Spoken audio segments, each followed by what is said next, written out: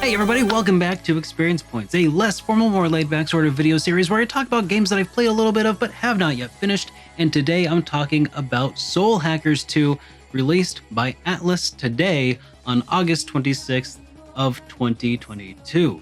The game is currently available worldwide for PS4, PS5, and PC via Steam, as well as the Xbox consoles. and today I'll be showing off the PS4 version of the game, which is the version that I have, and other platforms are likely going to look and play a bit better. So this is kind of the baseline experience that I'll be showing off. And speaking of ATLUS, by the way, thank you ATLUS for providing this advanced copy of SMT Soul Hackers for me to play today. All of the opinions expressed in today's video, as always, are my own, and ATLUS does not get to see this video before it goes live. I could say whatever. And also, I'm probably going to end up buying the game physically anyway, because as you can see, I am much more of a physical collector kind of person anyway. But all of that is to say, I'm probably going to buy it anyway because I really enjoyed my time with Soul Hackers 2. The very first question that I really had about Soul Hackers 2 once it was announced is, do you need to play Soul Hackers 1, which was released on Nintendo DS and also Sega Saturn, I believe? The answer so far is pretty clearly, no, not really. There's probably some small references to Soul Hackers 1, but I wouldn't know because I never played it, but I've been enjoying the heck out of this game regardless. Also, the other question I had would be, is this game more like Persona 5 or Shin Megami Tensei 5? And based on my experience so far, it feels kind of like an interesting in-between. It definitely airs a little bit closer to, I think, the Persona 5 side of things, though thematically and maturity level, I think it's a bit closer to Shin Megami Tensei 5. So it's kind of this interesting middle ground that if you're a fan of either, I think you'll want to check it out. In Soul Hackers 2, you play as Ringo, who alongside of Fig was created by Ion, which is an artificial superintelligence who predicted the impending end of the world. You were sent to save the world by preventing the death of a few key people, which reminds me a lot of like how Reese was sent back in time to save Sarah Connor in the Terminator movie. So far, the game's honestly, it's very much captured my attention, but some aspects of soul hacking are pretty, well, let's just say they need a pretty big dose of just don't think about it too much, and it'll go down a little bit smoother, I think. So far, the story of the game has definitely got a much more mature theme. It's got lots of blood, lots of drinking, actually probably an unhealthy amount of drinking, because these are how you get your interactions with your party members, and they kind of all unlock at the same time. So as soon as it becomes an option, I invite all my friends down to the bar, and I'll drink with one, I'll drink with the next, I'll call in a couple other people, we'll drink together.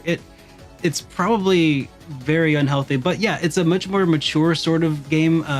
Like I said, bloody, gory, drinking, definitely not made for children. And just to be clear, the main reason that I'm drawing comparisons to Persona and Shin Megami Tensei 5 is because these all do share the umbrella that is the Shin Megami Tensei overarching set of games, and I feel like people are probably most familiar with Persona games at this point, so it's just an easy comparison point for a lot of people. But anyways, in continuing that comparison to Persona, there's not really social links in this game, and I kind of alluded to that a moment ago. There are instead drinking moments in the game where you get to increase your soul level with other people, and it's not really just like hitting individual levels, like level 1, level 2, all the way up to 8 or 12 or whatever it was in Persona. Instead, in this, you're counting up your points, your affinity points, and you get these by participating in these drinking events where you talk to your friends, or in discussion events and siding with different party members. And it's nice that you can kind of see who's going to get those points next. And these points are kind of relevant because they tie into ability bonuses for those individuals that are in your party. And then there's also this whole other thing that's kind of like this game's version of Tartarus, which is something I can't remember what it's called, but basically you're delving into these constructs of your party members' psyches, trying to bridge broken gaps, and there are definitely character-based plot points that are explored through these, which is really interesting. But I gotta say, these dungeons that you're exploring are a bit tedious and, probably a little reminiscent of maybe Mementos and Persona 5. It's not procedurally generated, thank God, because those are the worst, though it is a little uninspired. As a whole is inspired, but the individual levels don't seem to have a whole lot of variety in between them. It's floating cubes in space, and, it is what it is. Now, because there's not social links in this game, there's also not a calendar-based system. So I think a lot of people are going to feel like that's a bit more of a approachable way to go, because it doesn't feel like you're under the gun to complete the game in a certain amount of time, even though that's really not the case for the Persona titles either. But it just kind of feels that way when you see a date and you see the march of time, steadily progressing forward. There's none of that, though the game did hint at in the introduction to these social events that you hold with your party members, that some of them can be missed, but they don't really take up any slot of time. So as long as you make sure you hit them before you progressing the plot forward, it doesn't look like there's really any risk of missing out on anything. So because of that, I think people who are weary of Persona are going to be relieved by that aspect of this game. The world presented is kind of like a much cleaner version of the cyberpunk world. It's definitely not a digital paradise, though, or anything like that. It still has some problems on the fringes of society. And coming from Shin Megami Tensei 5's world, the dungeons and the world presented in the various districts of the city feel claustrophobic by comparison. But for people who just played Persona 5, this will probably feel a bit more familiar as far as the scope and scale of things go. Instead of having a vast open world to explore, you select points on a map and you kind of fast travel there. And I'm sure it takes a lot of the tedium out of navigating, a cyberpunk Tokyo or whatever. But it would have been kind of neat to see a little bit more of it in a more congruent fashion. The game tells a story with interesting characters. It includes both Japanese voice acting and some pretty decent English voice acting. The English voice actors did the best that they could with what they had, which at times was not really ideal, such as the interactions with RS in the early bit of the game. I'm spitting gold bars, and your talk is cheaper. I'm the RS, and I don't fear no Reaper. I'm no Reaper, but I can send you to hell. So face the music, RS, and take the L.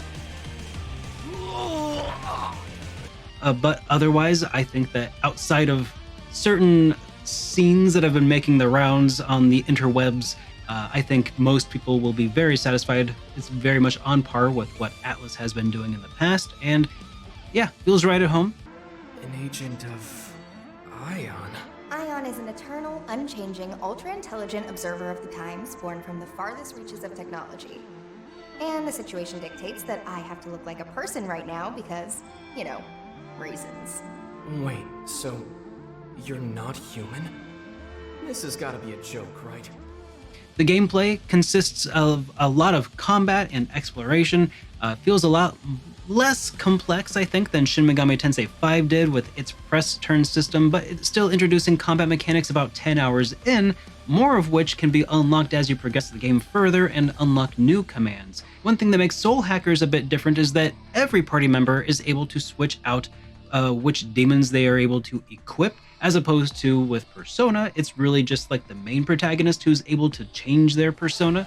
So each party member in this game can switch out different demons, which gives them kind of a bit more flexibility, but each person has their own stats and their own weapons that kind of makes them feel less interchangeable with one another.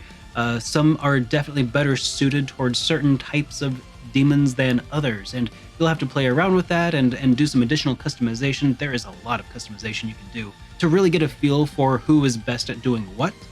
There's also a lot of side missions that you can do, both for humans and also for demons, which felt also pretty similar to the kinds of things that you would do in Shin Megami Tensei 5. So overall, I can say that I'm very much enjoying my time with Soul Hackers 2, and at this point, I'm pretty well invested in the story and have gotten sucked into it on a couple of occasions, to the point where I had completely lost track of time and ended up having to reschedule a podcast as a result of that, so that's my bad. But that sort of thing has not happened to me in a very long time, and to see it happen with Soul Hackers 2 has been a great feeling. I think that this is a game that I'll definitely start over here pretty soon and maybe start streaming on Twitch. Links to that will be in the description down below, but before I do that, I might take a detour through some shorter games in order to give others a chance to play ahead of me so they can avoid spoilers. But I think that about does it for today, so if you're new here and if you liked what you saw, please be sure to get subscribed because I am super